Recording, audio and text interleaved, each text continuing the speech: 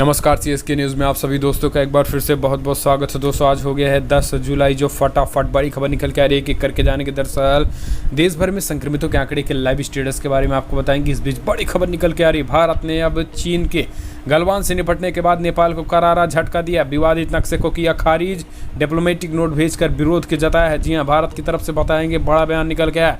इस बीच आपको बता दें कि यूपी में फिर से लॉकडाउन, जानेंगे आखिर कब से कब तक लगाया गया। लेकिन इस बीच काशी मथुरा विवाद पर आज सुनवाई करेगा सुप्रीम कोर्ट। जी हां, जानेंगे आखिर क्या है मंदिर के विवाद को लेकर। लेकिन सबसे बड़ी खबर निकल के आ रही है, अमेरिका खुफिया एजेंसी का बड़ा खुलासा। चीन अमेरिका ही नहीं, पूरी दुनिया के लिए सबसे बड़ा खतरा है चीन। जी हाँ, अमेरिका के लिए भी सबसे बड़ा खतरा चीन को बताया गया है। सब कुछ खबरें के जानेंगे। लेकिन डीडी न्यूज़ के अलावा भारत के सभी न्यूज़ चैनलों को नेपाल ने आखिर क्यों बंद कर दिया है, बैन कर दिया है, इस पर सुधीर चौधरी ने ज़बरदस्त तंज कसा है। हम सब कुछ खबरें एक एक करके विस्तार से आपको बताएंगे। लेकिन उससे पहले एक छोटा सा निवेदन, अगर आपने चैनल को अभी तक सब्सक्राइब नहीं किया तो प्लीज़ सब्सक्राइब की लाल बटन दबाकर चैनल को सब्सक्राइब करें। और अगर आप भी मानते हैं कि पीएम मोदी के नेतृत्व में ये देश न केवल कोरोना को हराएगा बल्कि देश के दुश्मनों को मुंहतोड़ जवाब देगा, तो इस वीडियो को दिल से लाइक करके अपना समर्थन दर्ज के। दरअसल पहली बड़ी खबर निकल के आ रही है, आपको बता दें देश भर में संक्रमितों का आंकड़ा 7,94,000 के आंकड़े पार कर गए। जी हाँ, आपको बता दें कि 7,94,855 कन्फर्म केसेस हो चुके हैं। पिछले 24 घंटे की बात करें तो 25,805 के आंकड़े को पार कर गए। इस बीच अगर बात करें अच्छी खबर की तो 4,95,000 लोग अभी तक स्वस्थ हो गए हैं। पिछले 24 घंटे में 19,400 के करीब लोग स्वस्थ हुए हैं। इस बीच मृतकों की संख्या की बात करें, जो दुखद खबर है, वो 21,600 के करीब लोगों की मौत हो गई। ये दुखद खबर है। चलते हैं महाराष्ट्र की बात करें तो महाराष्ट्र में कल 6875 मामले सामने, तो टोटल 2,30,000 के करीब लोगों की संक्रमितों की संख्या हो चुकी है। तमिलनाडु में 4231 मामले सामने, तो टोटल 1,26,000 के करीब आंकड़े हो गए हैं। दिल्ली में 2187 मामले सामने, तो टोटल 1,07,000 के करीब आंकड़े हो गए हैं। गुजरात में 861 मामले सामने, तो टोटल 39,280 के करीब आंकड़े हो गए हैं। जबकि यूपी में 1,206 मामले सामने हैं, तो टोटल 32,000 के आंकड़े पार कर गए। कर्नाटका में 2,228 मामले सामने हैं, तो टोटल 31,500 आंकड़े हो गए। तेलंगाना में 1,410 मामले सामने हैं, तो टोटल 30,900 के आंकड़े हो गए। पश्चिम बंगाल में 1,088 मामले सामने, 85,000 के आंकड़े 900 हो गए। आंध्र प्रदेश में 1,555 मामले सामने आए। कल राजस्थान में कल 500 आज टोटल 22,500 हो गए। जबकि हरियाणा में 674 मामले सामने, तो टोटल 19,300 मामले हो चुके हैं। मध्य प्रदेश की बात करें तो कल 305 मामले सामने, तो टोटल 16,300 हो गए। जबकि असम की बात करें तो 568 मामले सामने, तो टोटल 14,600 के करीब आंकड़े हो गए। बिहार में भी 704 मामले सामने, उड़ीसा में 577, जम्मू कश्मीर में 240, तो पंजाब में 233 आए और केरला में 339 मामले सामने है। तो ये राज्य दर राज्य आंकड़े हैं फिलहाल। चलते हैं अगली बड़ी खबर लेते हैं। आपको बता दें कि भारत ने नेपाल के विवादित नक्शे का किया विरोध, भेजा डिप्लोमेटिक नोटिस। विवादित नक्शे समेत तमाम नक्शों को पूर्णतः किया खारिज, दी चेतावनी। आपको बता दें कि नेपाल अब गलवान घाटी से चीन से मसले हल करने के बाद भारत अब नेपाल की तरफ रुख कर दिया। जी हाँ, आपको बता दें कि भारत सरकार ने नेपाल के नए नक्शे को लेकर डिप्लोमेटिक नोट भेजकर अपना आधिकारिक विरोध दर्ज करवा करके उस नक्शे को पूरी तरीके से खारिज कर दिया है। नेपाली मीडिया ने एक सांसद के हवाले से बताया जा रहा है कि भारत सरकार ने 24 जून को नेपाल सरकार के नक्शे को डिप्लोमेटिक नोट भेजकर विरोध जताया था। इस नए नक्शे में नेपाल ने भारत के लिपुले, कालापानी और लिम्पियाधुरा को अपना क्षेत्र में दिखाया है। आपको बता दें कि काठमांडू पोस्ट की एक रिपोर्ट के अनुसार नेशनल असेंबली के delegates rights management and government insurance committee के अध्यक्ष नारायण बिदारी ने बताया है कि नेपाली विदेश मंत्रालय की समिति की बैठक में बताया गया कि 24 जून को भारत ने नेपाल को एक राजनयिक नोट भेजकर इस नक्शे का विरोध किया। आपको बता दें कि इससे पहले रक्षा मंत्री राजनाथ सिंह के साथ साथ सेना प्रमुख नरवणे ने भी पूरी तरीके से इस नक्शे को सिरे से खारिज कर चुके हैं और नेपाल को खुली चेतावनी दी है कि नेपाल चीन के इशारे पर काम करना बंद करे। चलते हैं अगली खबर लेते हैं। आपको बता दें कि यूपी से निकल के आ रहे, जहां पर सीएम योगी आदित्यनाथ का बड़ा फैसला। आज रात 10 बजे से 13 जुलाई सुबह 5 बजे तक लॉकडाउन पूरे यूपी में। जी हाँ, आपको बता दें कि यूपी में कोरोना संक्रमण के तेजी से बढ़ रहे मामलों के बीच यूपी की योगी सरकार ने बड़ा फैसला लिया और पूर्ण लागूबंदी यानी पूर्णबंदी कर दी है। प्रदेश में 10 जुलाई की रात 10 बजे से 13 जुलाई सुबह 5 बजे तक पूर्ण लागूबंदी करेगी। आपको बता दें कि इस दौरान आवश्यक सामान की दुकानें और अस्पताल ही खुले रहेंगे।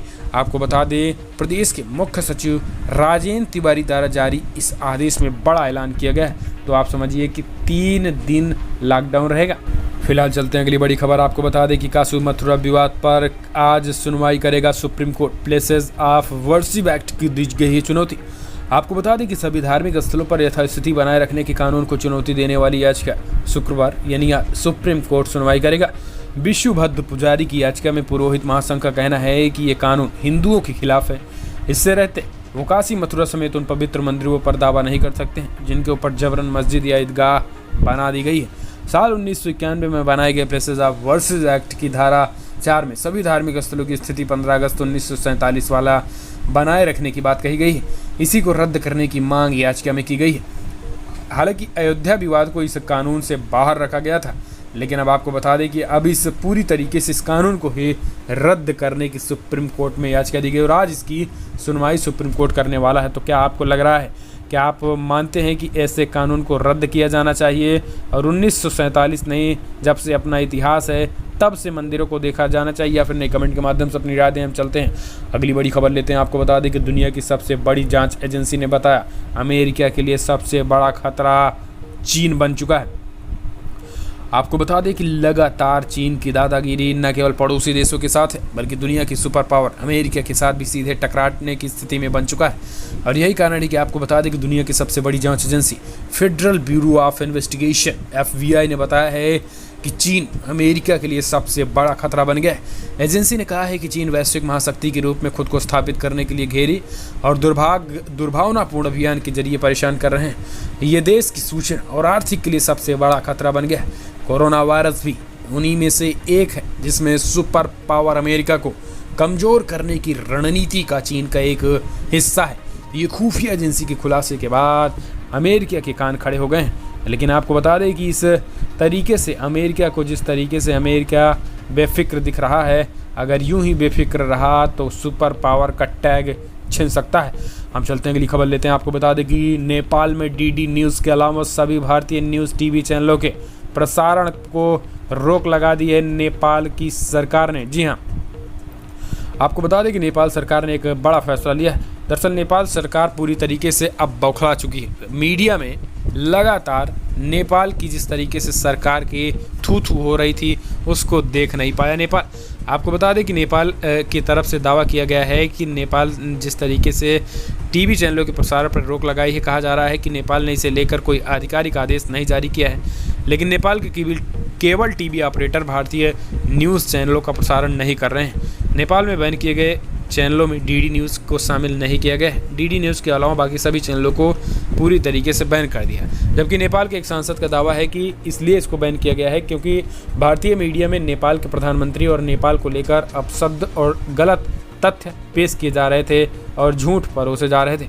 इसी को देखते हुए ये सारे काम किए गए हैं। लेकिन आपको बता दें कि इन सब के बीच सुधीर चौधरी ने साराना अंदाज में नेपाल पर जमकर हमला बोला है। पत्रकार सुधीर चौधरी ने बड़ी बात कही है। उन्होंने कहा है कि नेपाल ने भारत के न्यूज़ चैनल को ब्लॉक कर दिया है। ये देश तो भारत के न्यूज़ एंकर से ही डर गया, सेना की तो नौबत ही नहीं आई। ये बात भी सही है। चलते हैं अगली खबर लेते हैं। आपको बता दें कि चीन को सता रहा बैंकों के भागने का डर। जी हाँ, आपको बता दें कि चीन में बड़ी बड़ी बैंकियां हो रही हैं चंपत। बड़ी नकदी निकासी पर लगाई गई रोक।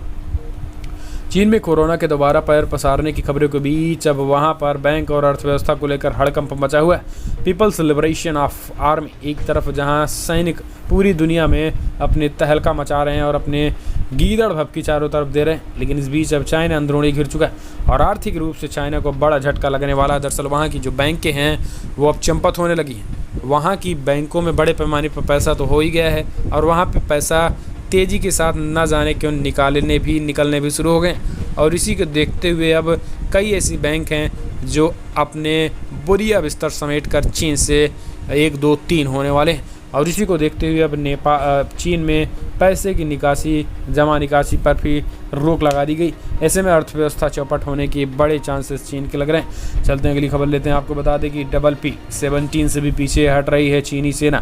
फिंगर पॉइंट से भी हटने का क्रम जारी है। आपको बता दें कि लंबे समय से भारत और चीन के बीच लद्दाख से जुड़ी सीमा को लेकर बना तनाव अब कम होता दिख रहा है। भारतीय सेना से जुड़े सूत्रों के मुताबिक पेट्रोलिंग पॉइंट से भी पीछे पूरी तरीके से चीन जा चुका है और तेज़ी के साथ 4 फिंगर जिसको कहते हैं फिंगर पॉइंट से भी पूरी तरीके से पीछे हट रही है चीनी सेना, जो कि सैटेलाइट में भी काफ़ी ज़्यादा ये खुलासे हो रहे हैं। हम चलते हैं अगली बड़ी खबर लेते हैं। बिग ब्रेकिंग निकल के आ रही है। विकास दुबे की पत्नी ऋचा, बेटा और नौकर महेश लखनऊ के कृष्णानगर से गिरफ्तार, एसटीएफ कर रही है पूछताछ। आपको बता दें कि विकास दुबे की पत्नी ऋचा, बेटा और नौकर महेश को लेकर के कृष्णानगर के गिरफ्तार कर लिया गया है। तीनों से एसटीएफ पूछताछ कर रही है। आपको बता दें कि कानपुर में सीईओ समेत 8 पुलिसकर्मियों की हत्या का मुख्य आरोपी विकास दुबे गुरुवार को फिल्मी अंदाज में उज्जैन के महाकाल मंदिर से गिरफ्तार कर लिया गया। 5 लाख के इनामी गैंगस्टर को पुलिस सेंटर में रखकर पूछताछ की जा रही है। विकास सुबह 8:30 बजे विकास महाकाल मंदिर पहुंचा था। बाहर केशव नाम के दुकानदार की फल और पूजन सामग्री की दुकान पर उसने मंदिर लिया, जिसके बाद उसको पहचानने के बाद पुलिस प्रशासन को इत्तला किया, जिसके बाद गिरफ्तार कर लिया गया है। तो ये कांड है। हालांकि आपको बता दें कि यूपी की एसटीएफ के हवाले फिलहाल उज्जैन की पुलिस ने कर दिया। मध्य प्रदेश पुलिस ने यूपी एसटीएफ को सौंप दिया। लगातार पूरी रात ताबड़तोड़ से पूछताछ हुई है। हम चलते हैं अगली खबर लेते हैं। आपको बता दें कि बिहार में एनडीए को लेकर बड़ी घमासान देखने को मिल रही है। जी हाँ, दरअसल आपको बता दें कि एलजीपी की बिहार संसदीय बोर्ड की बैठक में बड़ा फैसला लिया गया है कि 94 सीटों पर एलजेपी चुनाव लड़ेगी। आपको बता दें कि लोक जनशक्ति पार्टी बिहार संसदीय बोर्ड की बैठक गुरुवार पार्टी अध्यक्ष चिराग पासवान के नई दिल्ली स्थित आवास पर हुई है। इस दौरान प्रदेश संसदीय बोर्ड के अध्यक्ष राजू तिवारी ने 94 विधानसभाओं की बूथ लिस्ट को जमा किया है। उन्होंने कहा है कि पार्टी पूरी तरीके से इन 94 सीटों पर चुनाव लड़ने को तैयार है। बैठक में राजू तिवारी ने कहा है कि जल्द 149 सीटों की बूथ लिस्ट जमा किए जाएंगे। सभी बूथ एजेंटों में प्रदेश संसदीय बोर्ड बैठक करके पार्टी के विचारों से अवगत कराई जाएगी और उन्होंने पार्टी का शपथ दिलाकर बिहारी फर्स्ट के नारे भी बताएगी। बैठक में राजू तिवारी ने कहा है कि सभी प्रत्याशी चिराग पासवान के हर फैसले के साथ हैं। हर स्थिति के लिए प्रत्याशियों ने तैयारी कर रखी है। तो ये अपने आप में एलजेपी का कहीं ना कहीं एनडीए को चेतावनी चुनौती देना अपने आप में एक खतरे की घंटी है। हम चलते हैं अगली बड़ी खबर लेते हैं। आपको बता दें कि उज्जैन आने वाले से 2 दिन नोएडा में छिपा था विकास दुबे। सरेंडर करने को पुलिस से कर रहा था, संपर्क नहीं हो पाया। आपको बता दें कि यूपी के कानपुर में बिकरू गांव में 8 पुलिसकर्मियों की हत्या का आरोपी विकास दुबे पुलिस की नाक के नीचे 2 दिन छिपा बैठा था। बता दें कि मध्य प्रदेश के उज्जैन में गिरफ्तार होने से पहले 5 और 6 जुलाई को गैंगस्टर विकास दुबे में नोएडा में था और नोएडा में वो पुलिस प्रशासन की संपर्क कर रहा था। हालांकि पुलिस प्रशासन से संपर्क नहीं हो पाया था और यही कारण है कि वो पूरी तरीके से सरेंडर नहीं कर पाया था। लेकिन इसके बाद उसने महाकाल उज्जैन जाने की सोची और महाकाल उज्जैन इसका कहना था कि उसने सोचा कि ये इसका अंतिम दर्शन होगा और यही कारण है एसटीएफ में उन्होंने खुलासा किया। उसने सोचा कि अंतिम दर्शन बाबा महाकाल के ही कर लें और यही कारण है कि महाकाल के नगरी पहुंच गया। हालांकि नगरी पहुंचने के बाद ही उसकी गिरफ्तारी हो गई है। तो वो कह रहा है कि ये भी हमारे लिए अच्छी बात है वरना एनकाउंटर ही हो जाता। हम चलते हैं अगली खबर लेते हैं। आपको बता दें कि 15 जुलाई को ईयू भारत की वर्चुअल समिट पीएम मोदी करेंगे अगुवाई। आपको बता दें कि कोरोना संकट काल के बीच इस बार सभी अहम कॉन्फ्रेंस वर्चुअल तरीके से हो रहे हैं। प्रधानमंत्री मोदी यूरेनियन और भारत के बीच होने वाली कॉन्फ्रेंस में हिस्सा लेंगे। ये कॉन्फ्रेंस 15 जुलाई को आयोजित की जाएगी, जिनमें कोरोना संकट के साथ साथ दुनिया के कई मसलों पर मंथन होगा। पीएम मोदी पूरी दुनिया में लीड करने का ऐलान कर दिया। भारत ही मास्टर होगा आने वाले समय में।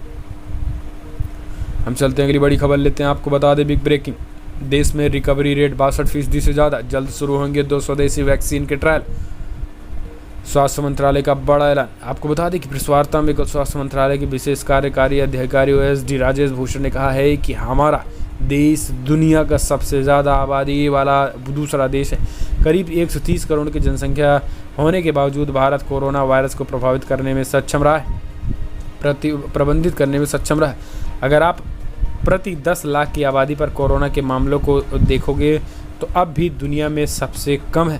भूषण ने कहा है कि भारत बायोटेक और कोडिला हेल्थ केयर वैक्सीन विकसित कर रहे हैं। दोनों वैक्सीनों ने अनुमति मिलने के बाद पशु चिकित्सा अध्ययन पूरा कर लिया है। तो यह इस तरीके से अपने आप में बड़ी जानकारी दी गई। उन्होंने कहा कि तत्काल काम होंगे। चलते हैं अगली बड़ी खबर लेते हैं। बिग ब्रेकिंग निकल के आ रही दुनिया भर में जो आंकड़े निकल के आ रहे हैं, 1 करोड़ 20 लाख के आंकड़े पार कर गए।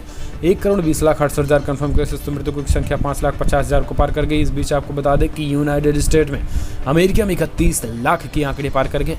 31 लाख 9 हज़ार कन्फर्म केसेस, तो मृतकों की संख्या 1 लाख 34 हज़ार को पार कर गए। ब्राज़ील में 17 लाख 16 हज़ार कन्फर्म केसेस, तो 68 हज़ार के करीब लोगों की मौत हो गई। इंडिया में 7 लाख 67 हज़ार कन्फर्म केसेस, तो 21 हज़ार के करीब लोगों की मौत हो गई। रसिया में 7 लाख 7 हज़ार कन्फर्म केसेस, तो 10 हज़ार करीब लोगों की मौत। दुनिया भर के आंकड़े। तो दोस्तों फिलहाल बड़ी खबरों में इतना है, लेकिन अगर आपको वीडियो पसंद आया तो लाइक करें, शेयर करें, कमेंट के माध्यम से आप अपनी राय देना ना भूलें। फिलहाल इस वीडियो में इतना ही। जय हिंद, वंदे मातरम।